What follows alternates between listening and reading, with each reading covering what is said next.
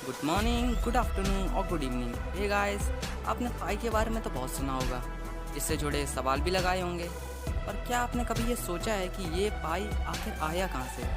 जितना बोरिंग है इससे जुड़े हुए सवालों को लगाना, उससे कहीं ज़्यादा इंटरेस्टिंग है पाई की हिस्ट्री, क्योंकि इसकी हिस्ट्री में छुपे हैं कई राज।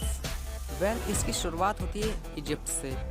जब वहाँ के पिरामिड्स पर रिसर्च की जा रही थी, तब हमें एक कांस्टेंट जो है वो बार बार मिल रहा था।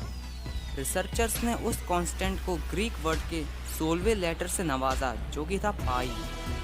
और ये कांस्टेंट रिसर्चर्स को तब मिला जब वो पिरामिड्स के हाइट और उनके पैरामीटर्स की रिसर्च कर रहे थे। गाइस, पाई के बारे में हमें 17वीं सेंचुरी में पता चला, पर इजिप्शियंस को पाई की और उसकी वैल्यू के बारे में बहुत पहले से ही पता था। तभी उन लोगों ने इतने बड़े बड़े आर्किटेक्ट्स खड़े कर दिए, जो कि उस ज़माने में बनाना इम्पॉसिबल सा था। गाइस, ये है इंसान का बनाया हुआ सबसे पहला व्हील, जो कि 3500 BC में बनाया गया था। और आर्किमिडीज ने ऐसे ही कई व्हील्स के ऊपर रिसर्च की, पर तब डेसिमल सिस्टम नहीं चलता था, मतलब पाई की वैल्यू तब 3.14 नहीं थी। तो आर्किमिडीज ने बहुत ही सिंपल तरीके से समझाया था कि अगर हम एक सर्कल को लेते हैं और उसके बीच में पॉलीगॉन को रख देते हैं और उस पॉलीगॉन की साइड्स को मेजर कर लेते हैं, तो हमें उस सर्कल की सरकमफ्रेंस मिल जाएगी।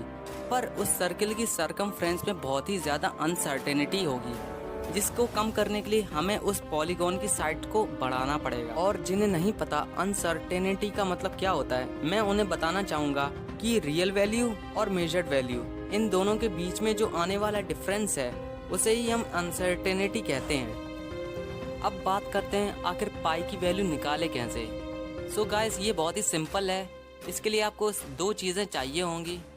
पहली, सर्कल की सरकमफ्रेंस, जो कि हम लोगों ने अभी निकालना सीखे ही है, और दूसरी जो कि ये सर्कल का डायमीटर, जो कि निकालना बहुत ही आसान है और जिसे आप सिंपली मेज़र भी कर सकते हैं। तो सबसे पहले आपको सर्कल की सरकमफ्रेंस लेना है और उसको सर्कल की डायमीटर से डिवाइड कर देना है, जो कि हमें फिर बाद में पाई की वैल्यू देगा। लेकिन पाई की वैल्यू जो है वो नॉन रिपीटिंग और नॉन टर्मिनेटिंग होने के कारण ये वैल्यू कभी भी रिपीट नहीं होती है, और इसको डिवाइड करते जाने पर जितना आप डिवाइड कर सकते हैं उतना कर सकते हैं।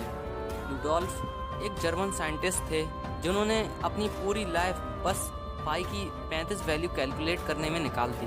सुपर कंप्यूटर्स की इन्वेंशंस के बाद हमने पाई की वैल्यू काफ़ी तेज़ी से निकालना शुरू कर दी। फैब्रिस बिलार्ड, इन्होंने पाई का एल्गोरिदम बनाया और सुपर कंप्यूटर्स की मदद से उन्होंने पाई की 2.7 डिजिट्स तक की वैल्यू फाइंड कर ली। It's amazing.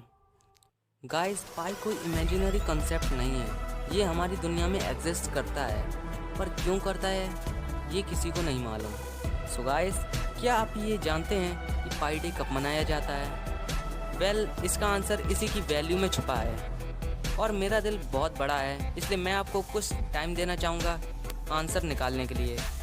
अगर आपको ज़्यादा टाइम चाहिए तो आप इस वीडियो को पॉज भी कर सकते हैं। So your time starts now.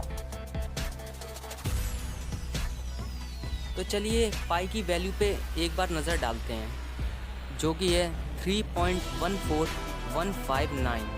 मतलब 14 मार्च को 1:59 से ये शुरू होता है।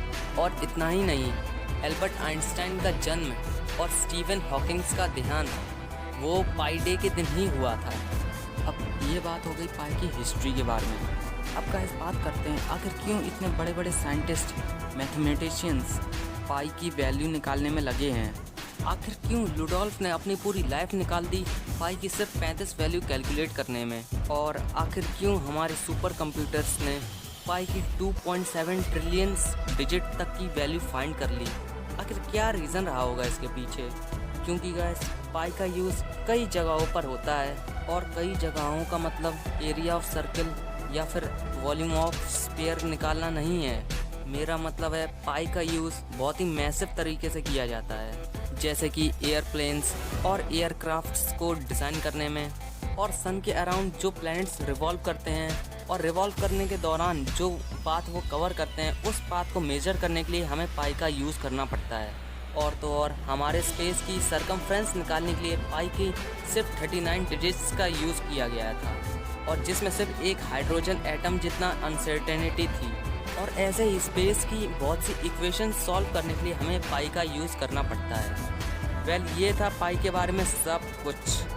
अगर गाइस हमसे कोई गलती हुई हो तो प्लीज़ कमेंट करना ना भूलें, और अगर आपको ये वीडियो पसंद आया तो प्लीज़ सब्सक्राइब ज़रूर कर दीजिएगा। Thank you for watching. Okay bye.